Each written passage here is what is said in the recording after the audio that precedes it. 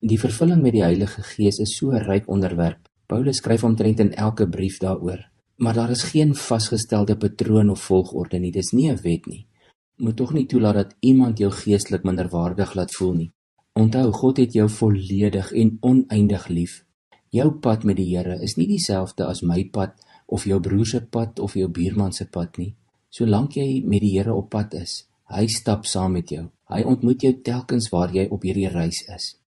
Paulus, se verhouding met die Here is uniek en kom ons kyk net so 'n bietjie na sy lewe net as 'n voorbeeld, nie as 'n wet of 'n roetekaart nie. Jy het jou eie kaart. Jy kan gerus in Handelinge 9 gaan lees van sy bekering. Daar staan in vers 1 dat Saulus soos 'n besetene voortgegaan het om die volgelinge van die Here met die dood te dreig. En dan lees ons hoe dat hy op pad was na Damaskus toe om Christene te gaan arresteer. Daar het die Here Jesus aan hom verskyn en Paulus kon vir 3 dae niks sien nie. Maar die Here stuur vir Ananias na hom toe daar in die huis van Judas in Reguitstraat om vir Paulus die hande te gaan oplê. Ons lees in vers 17, Ananias het toe gegaan en by daardie huis gekom. Hy het vir Saulus die hande opgelê en gesê, Saul, broer, die Here Jesus wat aan jou verskyn het, toe jy op pad hierheen was, het my na jou toe gestuur, sodat jy weer kan sien en met die Heilige Gees vervul kan word. Onmiddellik het daar iets soos skille van Saulus se oë afgeval en kon hy weer sien.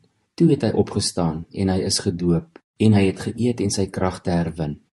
Maar was Paulus toe die volgende dag volmaak?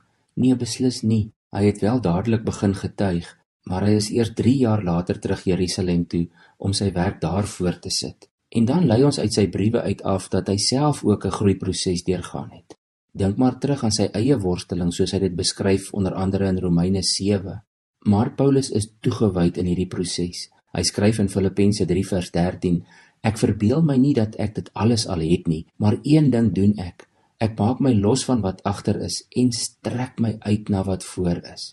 Paulus het geweet dat toewyding harde werk is en daarom kon hy baie gelowiges aanmoedig om te groei in hulle verhouding met die Here. Soos byvoorbeeld in Filippense 1 vers 9 waar hy skryf, Ek bid dat julle liefde al hoe meer sal toeneem in begrip en fyn aanvoeling.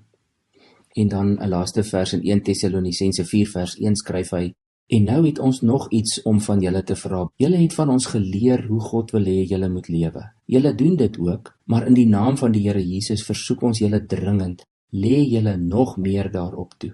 Die Heilige Gees woon in al God se kinders, dit weet ons nou al. Maar hy help ons ook om te groei in vervulling. Kom ons vra hom om ons ook daarmee te help. Baie dankie, o Heilige Gees, dat U in ons woon en werk.